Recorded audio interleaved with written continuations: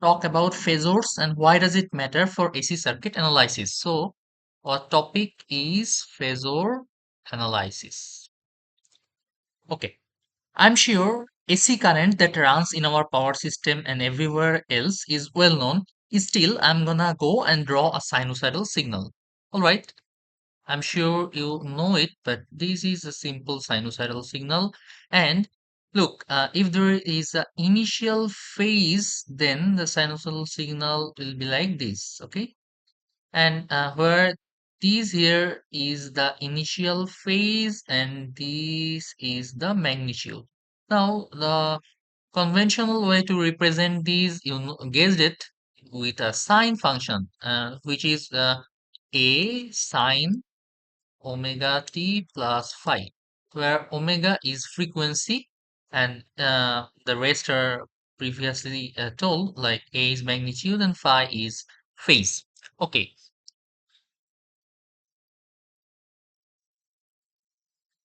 now come to our point of interest. First, we'll see what is phasor, and then we'll talk about how it is easier way to intuitively understand things and how it reduces computational complexities.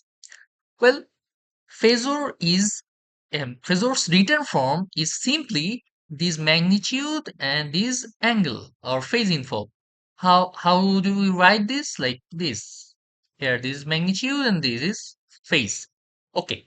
And there is another way to represent phasor, which is phasor diagram. Well, what is that? For that case, there will be a reference line and another line that creates an angle with it. And this line, the length of this line will be A and the angle will be phi. That's how we can draw a phasor diagram, and it is the visual representation of phasor is like this. All right.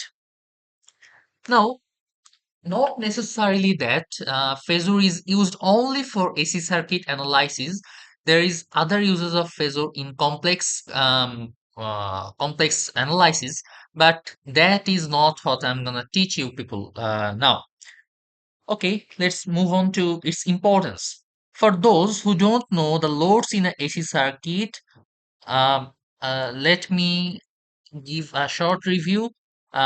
Previously, there was only resistance. Now we'll also talk about inductance and capacitance. And this is a capacitor, and this is a inductor. All right.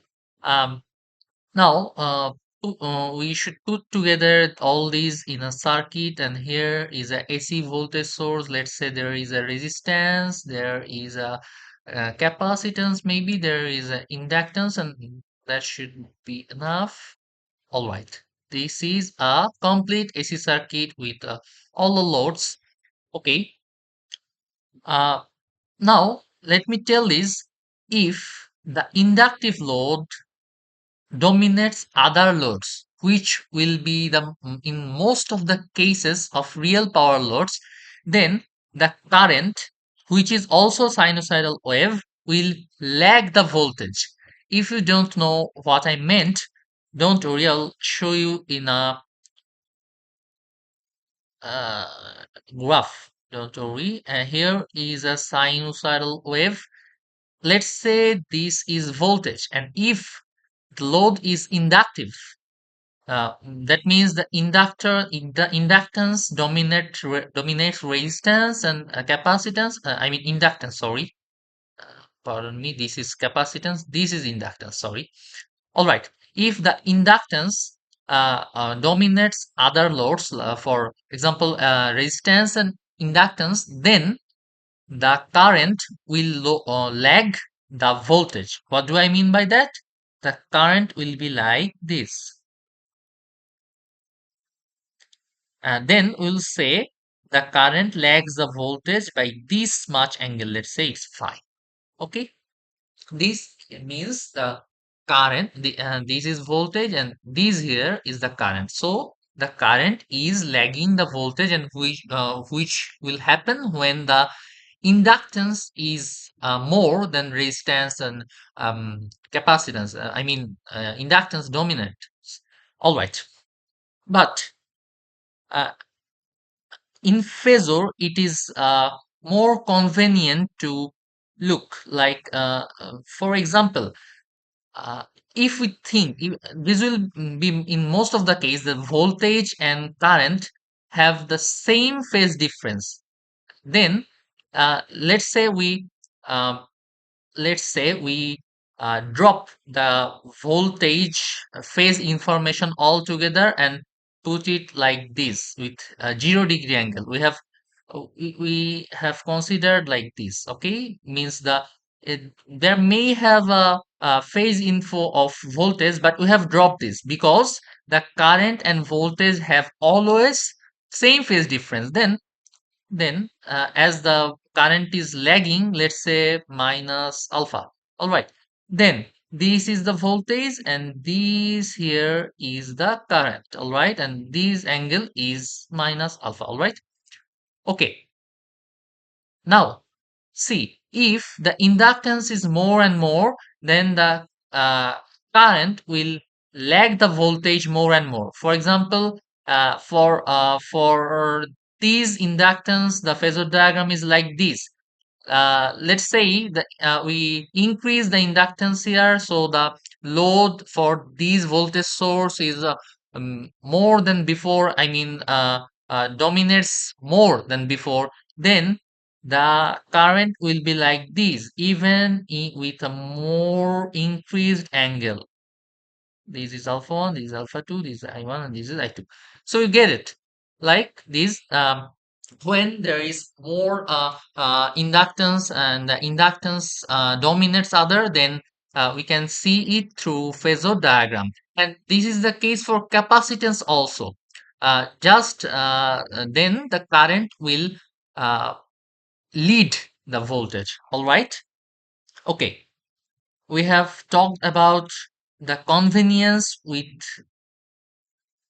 Phasor. Now we'll see what computational advantages this gives. Well, Ohm's law, I'm sure you all know this, that this Ohm's law.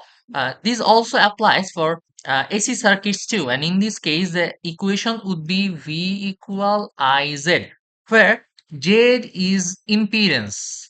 What is impedance? If you don't know, then impedance is the complex number representation of capacitance or inductance with their respective equations and added up with resistance.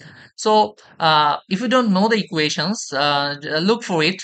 I'm sure you'll find enough of these in internet. Well, this is resistance, this is capacitance, this is inductance. Well, we'll uh, represent complex number this capacitance and this inductance, and then we'll add this with resistance, and then we'll get a complex number which in polar representation will represent the impedance. Let's say we have to calculate current. Okay, then the I will be V by Z.